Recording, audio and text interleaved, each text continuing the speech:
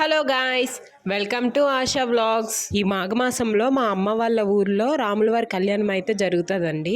Marriage అవ్వక ముందులా మా అమ్మ, నేను, మా చెల్లి వెళ్ళి ప్రతి సంవత్సరం బిందుదీపం అనేది పెట్టుకునే వాళ్ళము. ఎలానో ఊర్లో ఉన్నాను కదా అని గుడికి వెళ్ళి బిందుదీపం అయితే పెట్టుకున్నాను.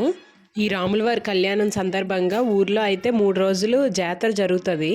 ఈ 3 రోజులు రాముల వారిని ఊరంతా ఊరేగిస్తారు. సాయంత్రం పూట ఊరు బయట సెటిల్ అయిన వాళ్ళు ఉంటారు కదండి, వాళ్ళంతా ఆ రోజైతే వచ్చి బిందె దీపాలు అనేవి పెట్టుకుంటుంటారు.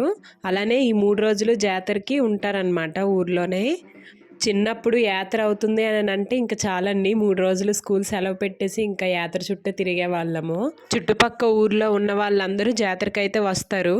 చాలా ఫేమస్ కింతల జాతర అంటే. కబడ్డీ పోటీలు, వాలీబాల్ పోటీలు అయితే పెడతారు బాయ్స్కి. మధ్యాహ్నం 2 గంటల నుంచే స్టార్ట్ అవుతుంది జాతర అనేది. ఈ 3 days నైట్ టైము 9 నుంచి స్టార్ట్ చేస్తారండి డ్రామాలు అనేవి. జాతర వీడియో అనేది నెక్స్ట్ వీడియోలో పోస్ట్ చేస్తాను. మరిన్ని వీడియోస్ కోసం ఛానల్ని సబ్స్క్రైబ్ చేసుకోండి.